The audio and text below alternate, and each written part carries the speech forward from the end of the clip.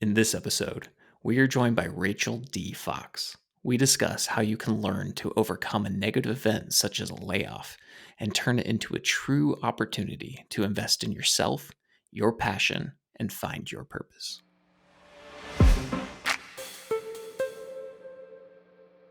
When is it time to dive fully in on yourself or your idea and not just kind of play it part time? I'm glad you asked me that. And I don't know if I have a textbook answer.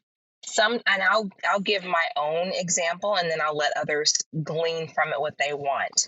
Over the past couple of years, I've been in corporate land working as a learning and development leader. And I love that stuff. It lights my fire. I'm actually in school for strategic leadership. And I just love developing people. I'm a people person. I love empowering people and all of that. That's where my passion lies. So I thought that I was doing and fulfilling my passion by being in corporate. And it's also helpful that I was getting a paycheck and benefits and all of that. Sometimes you have that calling that just won't let you go. So it's something that you go to sleep with at night, you wake up about, you can talk about it at nauseum when everybody else is dozing off from it or has turned the page, it still lights your fire, right? You know that it's that thing. And even as I'm talking right now, it's probably resonating and that thing is probably making your hands warm or your body feel something.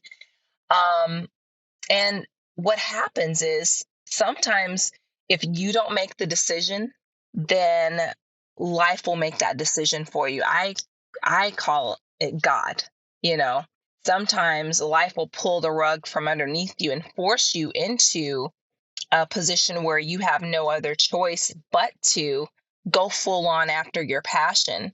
And some people may call it rock bottom or whatever, but I don't see it that way. I see it as God literally removing all other options. That way you have no other choice but to face your purpose smack dab in the face and go for it.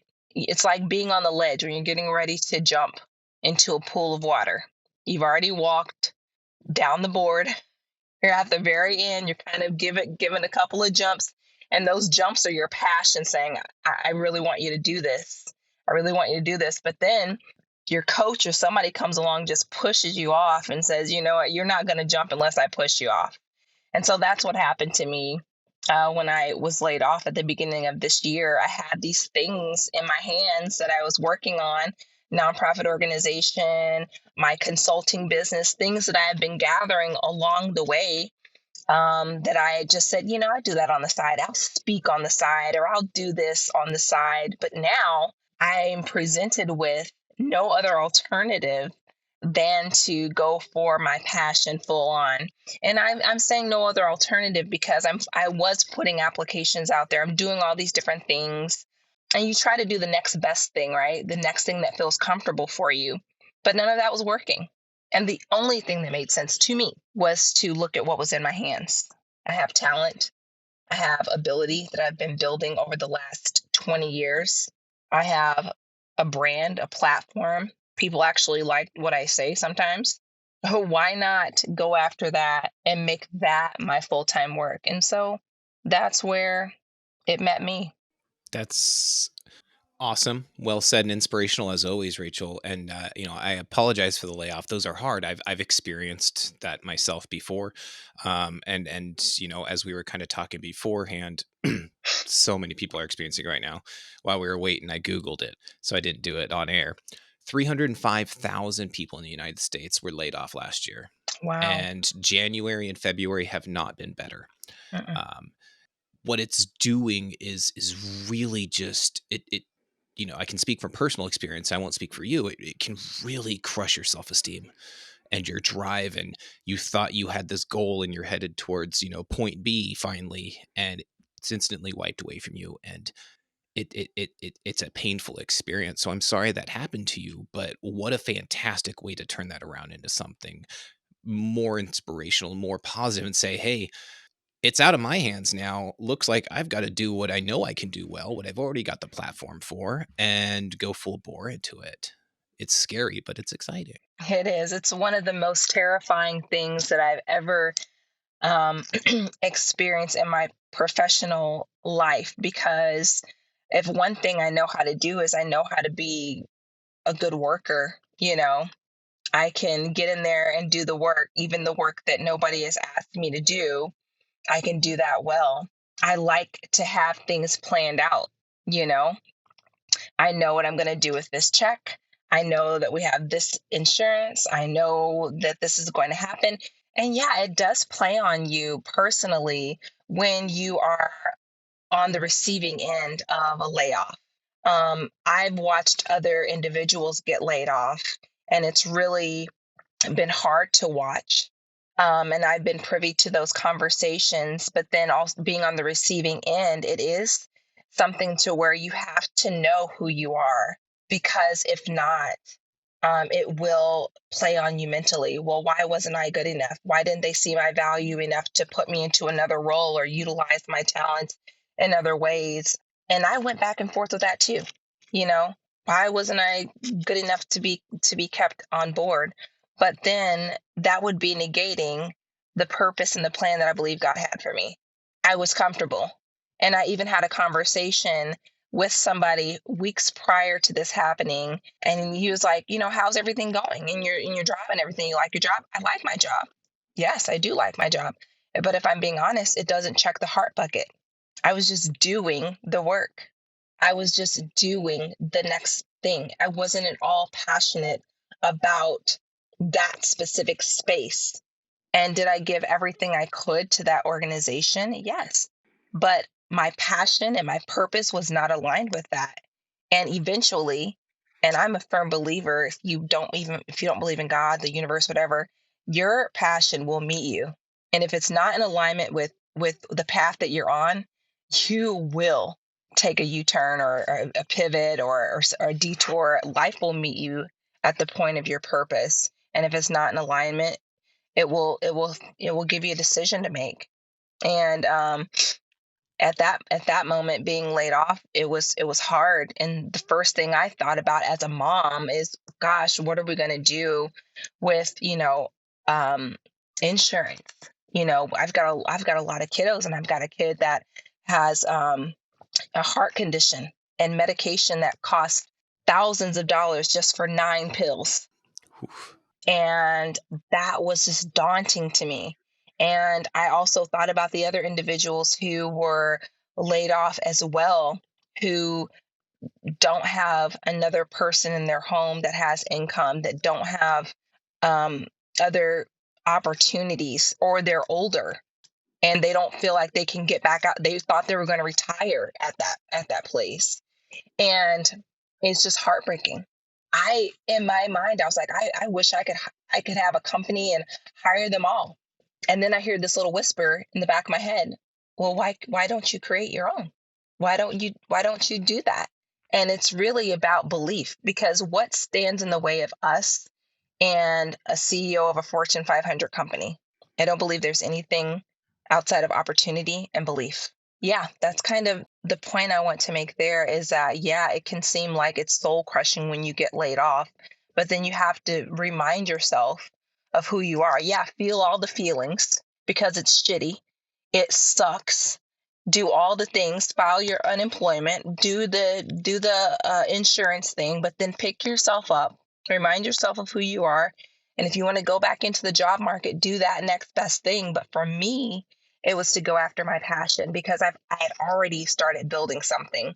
But somewhere along the way, I lost the confidence. I wanted to go back into corporate and see what it was like. Didn't have to. But then I got in and I got comfortable. And then God said, no, this is not where I want you.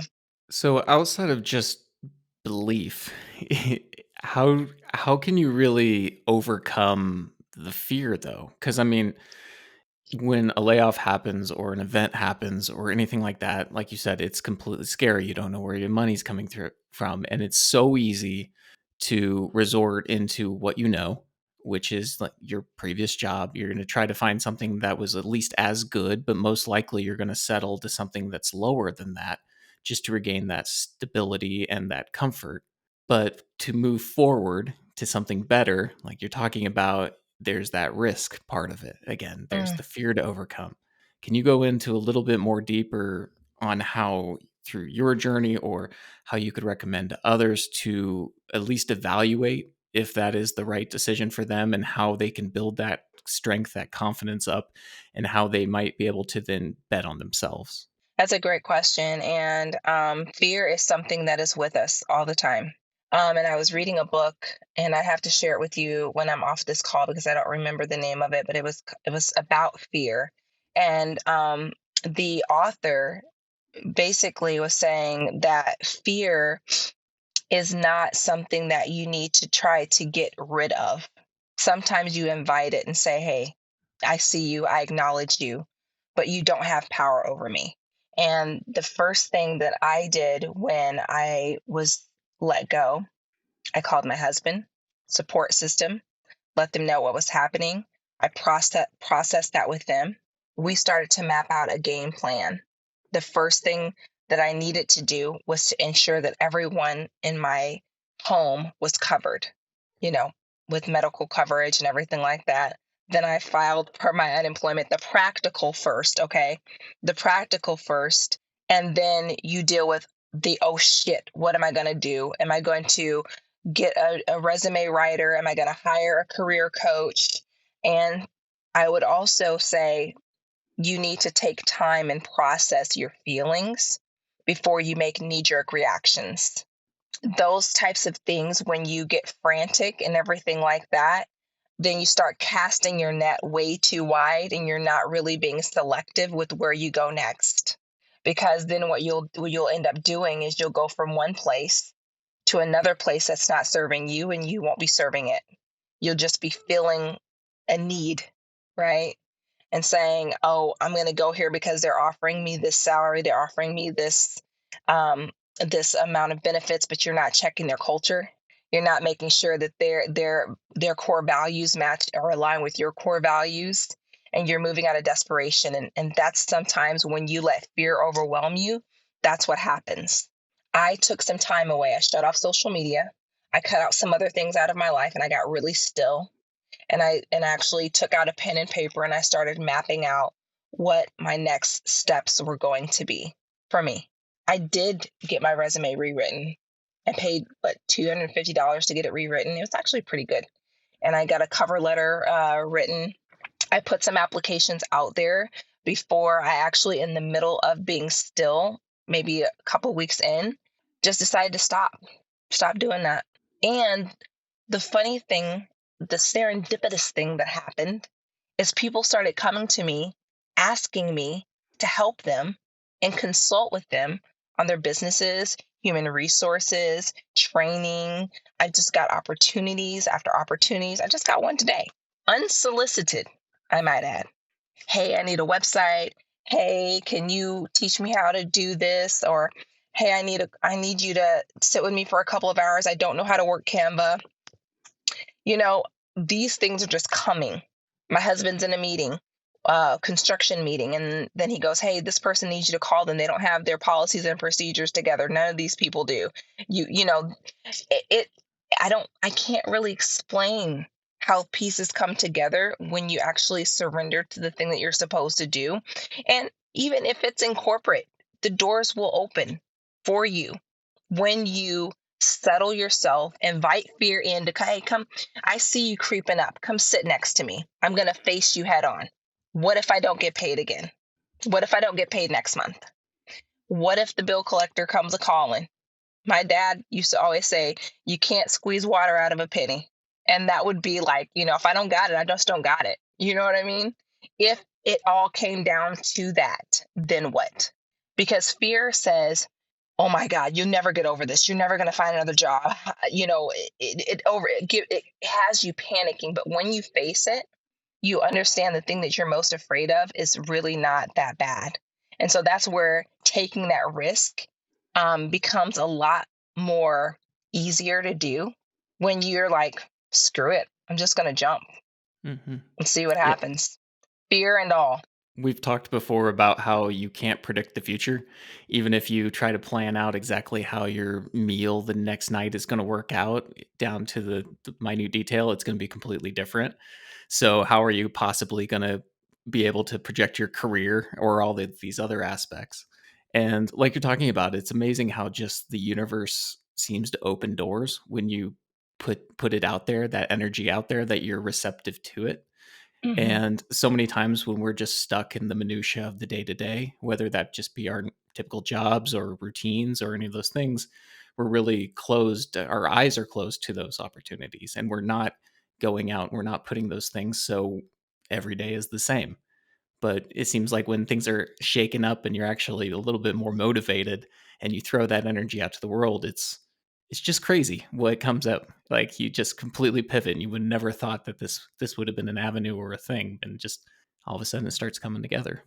And when you share, when you're authentic and you're sharing, the day I got laid off, the second after, me and ChatGPT generated a post and I posted it on LinkedIn immediately after.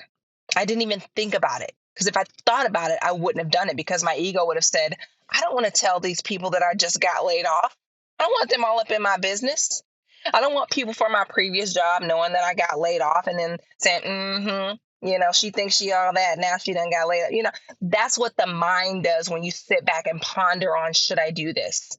But then when you put that out there into the world, you find that there are a whole lot of other people who need to hear exactly what you're saying. And you put that out energy out there into the world and you share authentically from your heart, then people will start reaching out to you. How can I help you? How can I be of assistance? I've had people reach out to me asking me if they can volunteer for my nonprofit, if they can connect me with other people for clientele. And that's all because I'm putting it out there what my next steps are, that this stuff sucks. I'm not sugarcoating my life for anyone, but I'm putting it out there in a way that allows people to know this is what I'm doing, here's how you can help me. And your community, your network will rise to the occasion. I really truly believe that the currency is in the connectivity that we have every single day. I'd like to take it just one step further because we always hear the famous phrase, it's not what you know, it's who you know, and network and all this stuff, and that's always been fine. And I've always understood it from a intellectually understood it.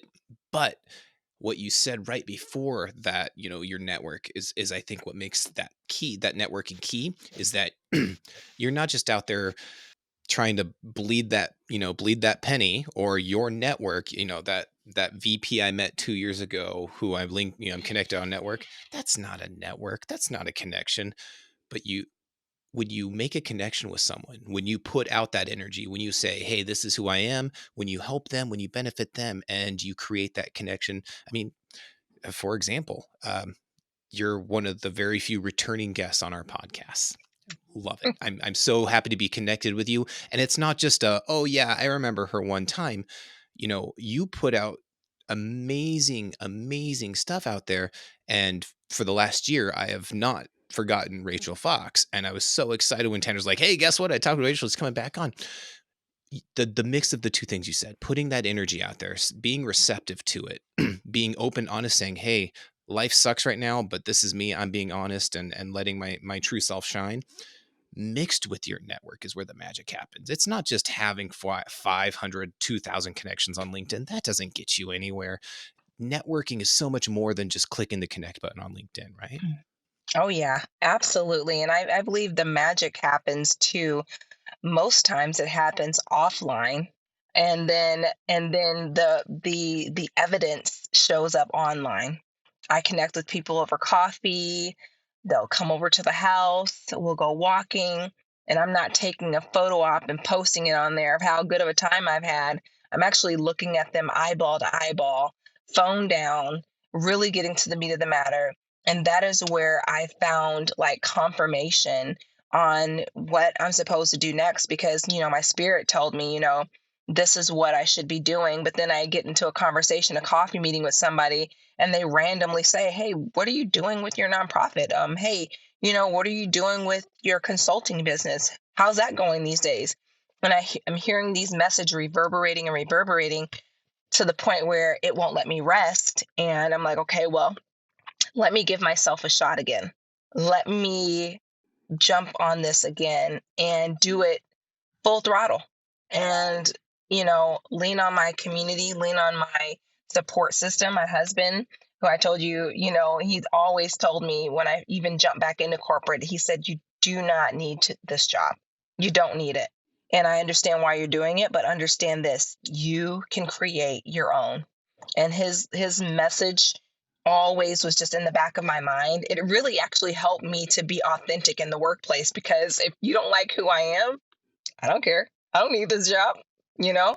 And so it really just helped me to be exactly who I am and nothing more, nothing less. And now that I'm in this space where I can share authentically from my heart, and then also supply value to my network, it feels so good. It feels so right. And I feel like, that's where you're on the right path.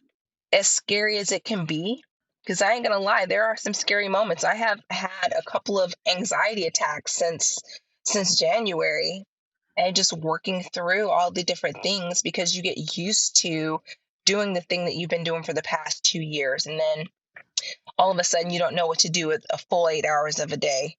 And you're just like, oh my God, this is my life now.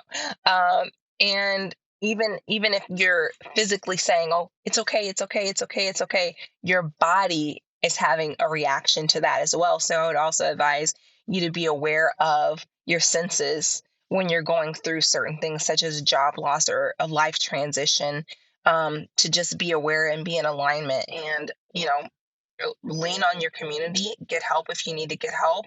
And it's okay to feel scared at times, and then super motivated at times, and then lost at times. It's okay, because it's the ebbs and flows of life. And sometimes I feel like people think that they need to have it all mapped out and all together, when you really don't. You really, truly don't. And that's where, real people connecting and community connecting, that's where the magic happens too, because nobody wants to just hear some cookie cutter thing from somebody. They want the real Wyatt. They want the real Tanner. They want the real Rachel. And that's what I try to give them every single day. Yeah, I always think of the strength of your network is based off of how much you give to it. So, like you were saying, when you're actually going and meeting with people to have real conversations over coffee or over dinner, when you're doing things for like volunteering or just participating and helping people out and doing all these aspects, everything that, like you said, is not posted on social media in so many ways because it's not glamorous or exciting. It's the work essentially of it. But those are the true relationships that build all the value. And like you were talking about, why just connecting on LinkedIn and saying like, "Hey, thanks for that being in my network," and sharing a post or liking something, doesn't you're not giving anything. You're not dedicating any energy or any of that. You're just doing it to try to call some attention to yourself. So one of the things, Rachel, I know that you do so much is give back, and invest in people. What are some of the stuff recently that you've been up to that is exciting and has really helped you build that network up? Wow. So just today, I was at Women in Technology of the Heartland, sharing some of my tech love, the tools and technology that I use on a daily basis to help me be productive. And it feels so good to empower others. I mean, to share and to be in a group of people that just want to hear from you, that it just feels like home. And I'm just sharing pieces of me and helping people, be more productive in their lives. And, you know, I want to take a minute and talk a little bit about artificial intelligence and how, it's scary for some folks. They think that AI is taking all the jobs and stuff like that. But you can really leverage it to your benefit. Hmm. And while it's n- not as regulated as it might be in the future, we need to take advantage of it as much as we can.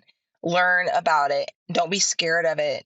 And I mean, I use these tools every day to help me be more productive, to cue things up for me, to free me up to be able to do more things, to mentor a girl or woman, or to become, an people do ask me sometimes, do I do life coaching? I don't do life coaching. If I do any type of coaching, it's transformational. If you're going to meet with me, we're going to have some goals and you're going to transform at the end of it. You come to me as a caterpillar, you're going to be a damn butterfly. If you come to me as a pig, you're going to be bacon at the end. Okay. I'm serious. I'm going to transform you into something else.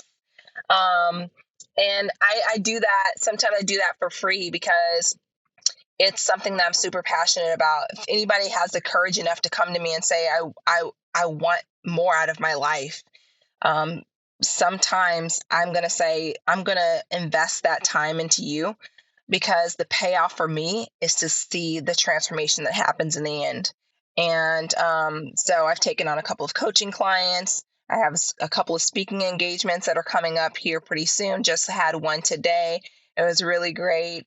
And then I'm also putting energy out there into the world in the form of Level Up Mondays. That's what I'm calling my Monday tips and videos that I put out there.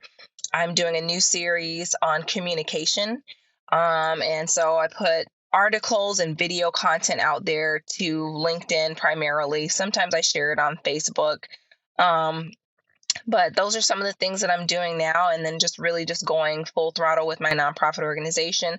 I just got a note today from somebody that wants me to show up in Lincoln at the end of March to have a booth there. And I couldn't be happier. We just got a grant like out of nowhere. Like usually you have to apply for those, but I got in my inbox, hey, you've been awarded this grant.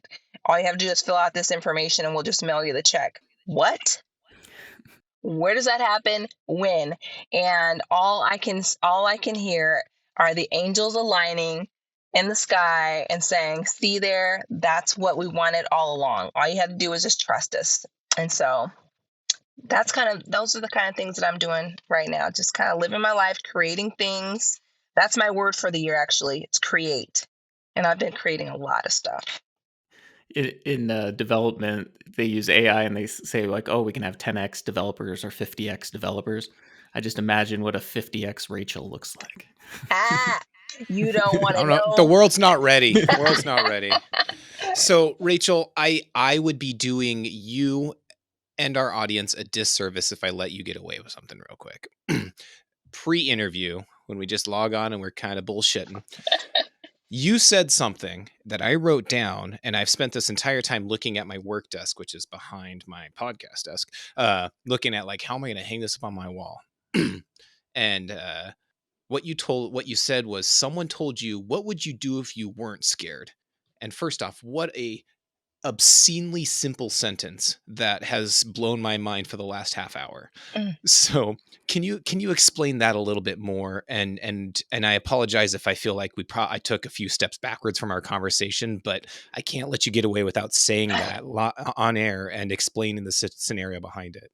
Yeah. So I was sitting at coffee with a friend, and I was just kind of going down he wanted to know my story, right? So when you meet somebody for the first time, you kind of go down your resume of all these different things, and he just kept saying, for some reason I just didn't see you as like in corporate. For some reason it just resonated with me about community work and a community leader and all that. I said, yeah, I have a nonprofit.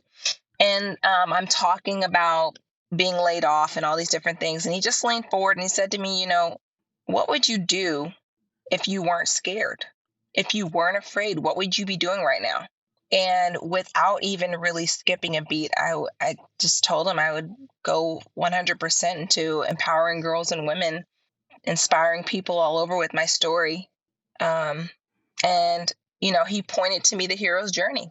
Actually looked it up on my phone. And it's really not about being comfortable. It's about taking that step, fear and all. And, like I said before, kind of inviting our friend Fear to come and sit next to us and say, you know what, I see you, but we're going to take this step regardless. How many times have you had your kid next to you and they're terrified to do something? They're terrified to get a shot at the doctor. They're terrified to go into their kindergarten classroom, but they got to do it anyway. Mm-hmm. And so, weekly, I don't know. Yeah. Right. And so that was kind of that moment for me. That one question was that moment for me. Like, Why aren't you doing the thing that you know your heart is calling for just because you're afraid? That's kind of where that question led me. And ever since then, I've been working diligently on what I would do if I wasn't scared. And of course, the heart palpitations come.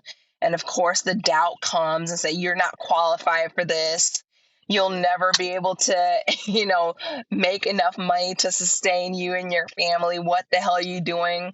And every now and then I'll apply for a random job that I'll immediately get rejected for because it's not my path. And number two, AI has taken over to the point where it rejects all applications unless you really know somebody personally.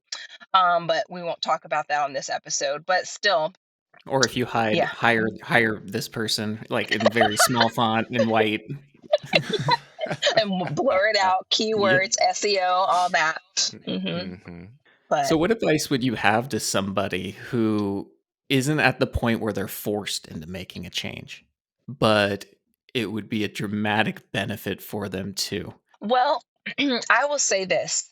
There's nothing wrong with working on your passion and your dream and your goal and having a job. There's nothing wrong with that. And if I wrote a playbook, that would be okay too. There are some times when you just got to break all the rules. And there's nothing that says you can't have a full time gig and work on your passion at the same time. I sure as hell did. But there comes a point though, Tanner, that your passion will grow to the point where it will be your full-time gig. And that's the goal. And there's no harm in that. And if you're at a place or an employer that doesn't embrace the fact that you have other passions, don't share it. Don't share it. Early on in your story, you were talking about, unfortunately, when the layoff happened, it, it sucks. It's emotional. You feel just down and a little traumatized. And not to diminish what you went through, because I know personally it sucks, but you fortunately had this foundation that you had been working on that was sitting there right on your shoulder this whole time saying, "Hey, I'm right over here, silly. Hey, turn your head. I'm here for you." And you've been building that foundation, the networking, the clients, the marketing, your website, all you have been building this foundation. And it's not that you had a safe landing and a parachute when you got laid off. That's not what I'm saying to diminish it, but I think it's an important lesson to a lot of people out there that you can start now. Even if you work your 9 to 5, even if you are just a cog in another company, if you on the side in your own time are building on your passion and kind of filling that space in your heart that maybe your 9 to 5 isn't doing, if and when a situation ever comes, you're not starting at zero. hmm And that's a big step to not start at zero, because there's nothing worse than experiencing that layoff and the emotions that come with that and being at zero, right? So I think, and not to diminish your experience, Rachel, but I think there's a lot to learn, that you worked on something for 2 years that created a very strong foundation, and you knew it was yours. It was your passion and everything you wanted, and it was here, and it said, "Hey, give me a little bit more attention, and we can rock this thing," right? That's right. That's absolutely right. And we live in a world now where people have multiple streams of income. People have all these different ideas. People write books, they start podcasts, they do side hustles, they have freelance work, and they also have a full time job. And so there's nothing that says that you can't do that as well. It just means that, yes, you're going to give to your job what it requires. So don't be working on your passion while you're supposed to be working at your job. You want to live with integrity and say that you gave your full self to that, but there's nothing wrong with nights, weekends, days off, mental health days, vacation days where you can work on your passion. Spend the time where you would be scrolling or playing a dumb game on your phone, working on your passion, on your purpose. reading a book that helps you discover what that is. If you're still in the land of, I don't know if I want to be an entrepreneur, but you have something. Everybody has something that they were meant to do in this world, that they were meant to give in this world. That thread, pull on that thread. Pull on that thread, because that is your way to have another stream of income. Well, Rachel, thank you so much for joining us and sharing your story. Like we said, there's so many layoffs happening right now. There's so much uncertainty in the job market and the economy. And there's just so many people going through what you're going through right now. But I hope a lot of them can also take this moment to really find the opportunity that's right for them. Whether that is, finding that another career job within corporate, or joining a small company or a startup, or if it's their moment to set out on their own, invest on themselves, and start their own business. That's right. So, That's right. can you talk about where people can find you online and see all the cool content that you're generating? Absolutely. If you look me up, if you Google me, Rachel D. Fox, you will find me. I actually Googled myself the other day and I was surprised at all the things that came up. It was so cool. And some things I want to like get off of there. But anyway, my website, racheldfox.com. You can find me, my handle on Instagram, all the other places is at Rachel D. Fox. I'm not really that active on Twitter, but if you want to find me, you can find me on there as well. I don't tweet too much. It's kind of like that Instagram thread thing. I just forget that it's there, and then all of a sudden I just make a random tweet once a year or some shit like that. But yeah, look me up. I'm not hard to find. Connect with me. I don't bite unless I'm hungry. So we can always have coffee, virtual or in person. I'm good for that. Fantastic. And thanks for everyone who made it through to the end of the episode. We will see you all next week. Bye bye.